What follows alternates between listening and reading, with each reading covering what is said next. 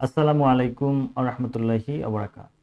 সুপ্রিয় হোমিওপ্যাথিক চিকিৎসক এবং শিক্ষার্থীবৃন্দ, আজকে আলোচনা করব লাইকোপাস ভার্জিনিকাস, নট লাইকোপোডিয়াম, লাইকোপাস ভার্জিনিকাস, এবং সর্বশেষে আছে একটি জটিল ব্যবহার যেটা আমরা ব্যবহার করলে আহ, গুরুত্বপূর্ণ একটি রোগের জন্য ব্যবহার করতে পারি সে সম্পর্কিত আলোচনা। তো প্রথমে আমরা চলে যাই যে লাইকোপাস ভার্জিনিকাস সংক্রান্ত বিষয়ে আমরা 5টি রুব্রিক আলোচনা করব এবং সেগুলোর আম, ব্যাখ্যা আমরা যথাযথভাবে করব ইনশাআল্লাহ। তো আমরা প্রথমে যে রুব্রিকটা নিয়ে আলোচনা করব লাইকোপাস ভার্জিনিকাস মেডিসিনের, সেটা হলো mind dullness, sluggishness, difficulty of thinking and comprehending menses during. অর্থাৎ আম, মাসিকের সময়, বিশেষ করে মাসিকের সময় মেধাশক্তি, চিন্তা যেমন বোঝার ক্ষমতা কম হয়ে থাকে, এবং এই লক্ষণে আমরা 3টি মেডিসিন পাই। একটি হলো ক্যালকেরিয়া, দ্বিতীয় নম্বর হলো লাইকোপোডিয়াম, এবং তৃতীয় নম্বরে হলো লাইকোপাস ভার্জিনিকাস। এই 3টি মেডিসিন। তবে এই 3টি মেডিসিনের মধ্যে তফাৎ হলো ক্যালকেরিয়ার মেডিসিন রুগী শীত কাতর, লাইকো এবং লাইকোপাস গরম কাতর মেডিসিন। তবে লাইকোপোডিয়ামের রয়েছে আমরা দেখব সবসময় গরম খাদ্যের প্রতি চাহিদা, মিষ্টি পছন্দ, কিন্তু এই লাইকোপাসের তেমনটি নেই। এবার আমরা আসব যে স্লাগিশনেস, ডিফিকাল্টি অফ থিঙ্কিং কেন হয়। অর্থাৎ লাইকোপাস ভার্জিনিকাসের রুগীর হার্ট প্রবলেম থাকে এবং বিশেষ করে টেনশন থাকে, যার কারণে অর্থাৎ স্নায়ুতন্ত্রে বা নার্ভাস সিস্টেমে তার সমস্যা থাকে, প্রবলেম থাকে। হতে পারে হাইপার টেনশন, হতে পারে মানসিক ম্যানিয়া, হতে পারে স্লিপনেসনেস, এগুলো হতে পারে। এবং এক্ষেত্রে যখন আম, আমরা এই মেডিসিনটা ব্যবহার করতে পারবো। এবার আমরা আসি যে mind touch thing impel two, অর্থাৎ সবকিছু ছোঁয়া দেওয়ার একটা মন মানুষের ম্যানিয়া তৈরি হয়, মনে হয় যে যা কিছু পায় সেটা একটু ছুঁয়ে দিতে হবে, ধরতে হবে, টাচ করতে হবে। এরকম মন মানসিকতায় আমরা লাইকোপাস ভার্জিনিকাস একক মেডিসিন কেন্ট রেপার্টরিতে, অর্থাৎ এই ম্যানিয়াটা বিশেষ করে শিশুদের ক্ষেত্রে হয়, এবং বড়দের ক্ষেত্রে যখন এগুলো দেখা যায় যে সবকিছুই শুধু টাচ করতে চায়, ধরতে চায়, ছোঁয়া দিতে চায়, এরকম মন মানসিকতা যখন তৈরি হয়, তখন আমরা এই রোগীর ক্ষেত্রে লাইকোপাস ভার্জিনিকাস মেডিসিনকে চিন্তা করতে পারি।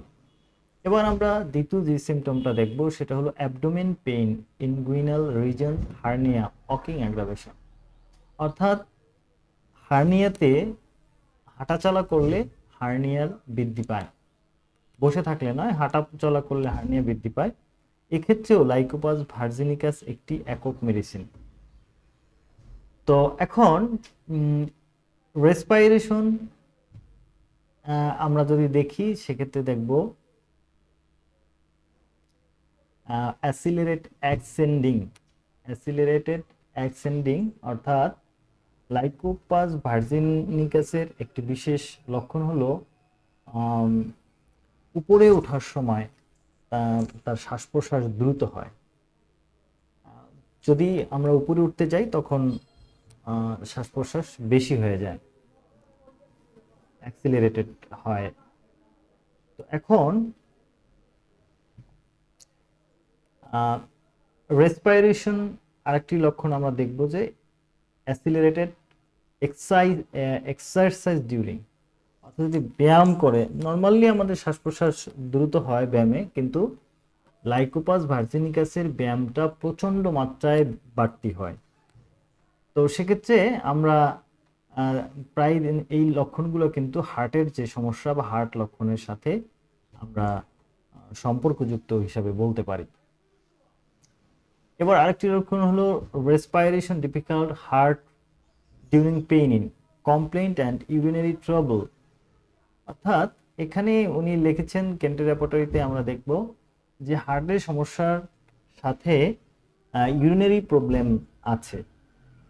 এটা আমরা একটা বিশেষ কজেশন দেখতে পাই, সেটা হলো রোগীরা যখন দীর্ঘদিন হার্টের সমস্যার জন্য, হাই প্রেশারের জন্য ওষুধ সেবন করেন, এবং সেগুলো সেবন করতে করতে গিয়ে আর্টিফিশিয়াল ক্রনিক ডিজিজ হিসেবে তার কিডনি ড্যামেজ, কিডনি সমস্যা কিংবা তার ব্লাড সুগার লেভেল বেড়ে যায়, ডায়াবেটিস দেখা যায়, তখন এই ইউরিনারি বিভিন্ন সমস্যার সম্মুখীন হতে দেখা যায়। এবং এই কন্ডিশনে লাইকোপাস ভার্জিনিকাস একটি চমৎকার মেডিসিন।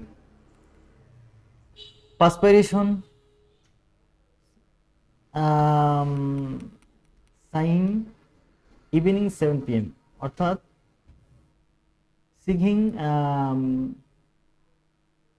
অর্থাৎ 7টার দিকে দীর্ঘশ্বাস চলে, মানে মানে কথা বলতে গিয়ে যে দীর্ঘশ্বাস প্রশ্বাস চলে এরকম কিছু আর কি। হিজিং ইভিনিং, অর্থাৎ হুইসিং বলতে পারে, মানে ওই হিস হিস হিস শব্দ করে এরকমের।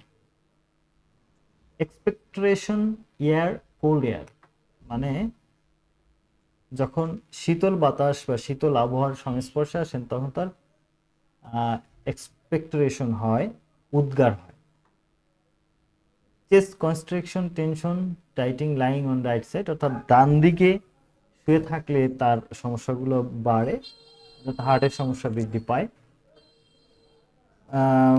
আবার এখানে আরেকটি লক্ষণ আছে, বাম দিকেও বাড়ে। তো মূল কথা হলো এই মেডিসিনটার ব্যবহারটা কখন হয়, লক্ষণগুলো আমরা যেটা আলোচনা করলাম এ দিয়ে একটি মেডিসিনে রিস্ক করা যায় না।